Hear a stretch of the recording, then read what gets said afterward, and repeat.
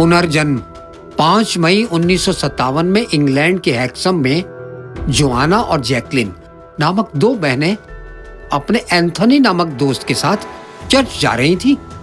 तभी तेज रफ्तार कार ने उन्हें कुचल दिया, जिसमें तीनों की दर्दनाक मौत हो गई।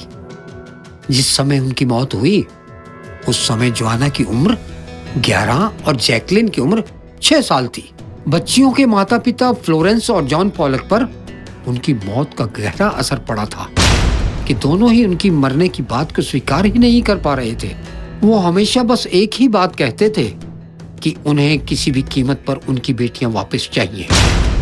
पिता जॉन ने तो ये दावा भी करना शुरू कर दिया था कि एक ना एक दिन उनकी बेटियां जरूर लौट कर आएंगी, लेकिन उनकी इस तरह की बातों को कोई भी संजीदगी से नहीं लेता था। फिर इस घटना के कुछ ही सालों बाद जॉन की पत्नी फ्लोरेंस ने 2 जुड़वा बच्चियों को जन्म दिया। इस बार इन बच्चियों का नाम जिलियन और जेनिफर रखा गया।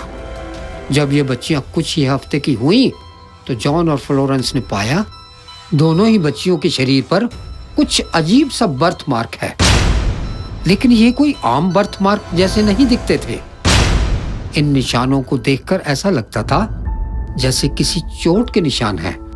फिर उन्होंने गौर किया कि ये चोट के निशान जैसे बर्थ मार्क दोनों बच्चियों के शरीर पर ठीक उन्हीं जगहों पर थे जिन जगहों पर जोआना और जैकलिन को हादसे के समय चोटें आई थी।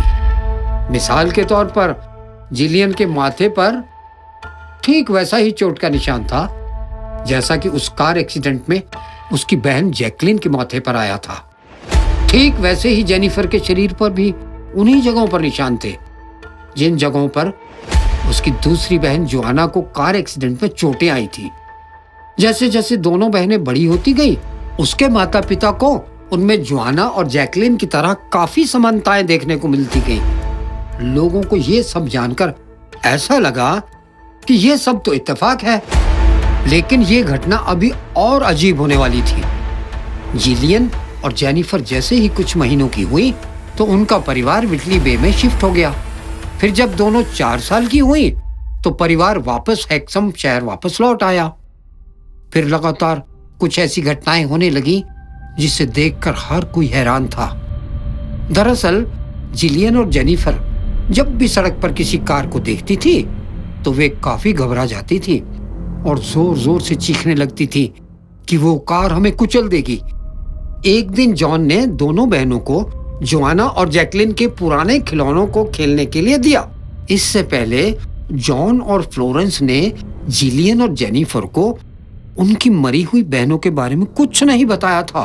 पिता जॉन और माँ फ्लोरेंस उस समय हैरत में पड़ गए जब दोनों बच्चियों ने खिलौनों को देखते ही उन्हें उन नामों से पुकारने लगी जो नाम खिलौनों को जोआना और जैकलिन ने दिए थे।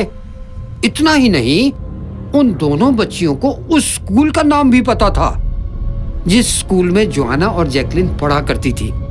इसके अलावा इन दोनों बच्चियों को हैक्सम शहर के कई लैंडमार्क का नाम और रास्ता भी पता था। दोनों बच्चियां अक्सर खेलते खेलते ऐसा रिएक्ट करती थी जैसे उन्हें रोड पर चलते चलते किसी ने टक्कर मार दी हो। उनके इस खेल को देखकर ऐसा लगता था मानो दोनों बच्चियां उसी एक्सीडेंट को दोहरा रही हैं जिसमें उनकी बहनों जोआना और जैकलिन की जान चली गई थी। ये सारी घटनाएं काफी चौंकाने वाली थी और बेहद रहस्यमयी भी थी। वहीं पुनर्जन्म में यकीन ना करने वालों के लिए ये घटना काफी दिलचस्प थी।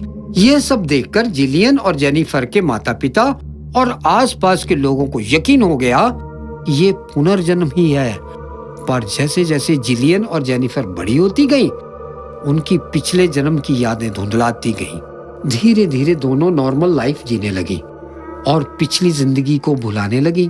लेकिन कभी कभी दोनों को कार एक्सीडेंट के भयानक सपने आते रहते हैं। इस समय दोनों की उम्र 64 साल है और खुशी खुशी अपनी जिंदगी बिता रही हैं। ये कहानी यहीं समाप्त होती है। कृपया इसे शेयर, लाइक एंड सब्सक्राइब कीजिए। धन्यवाद।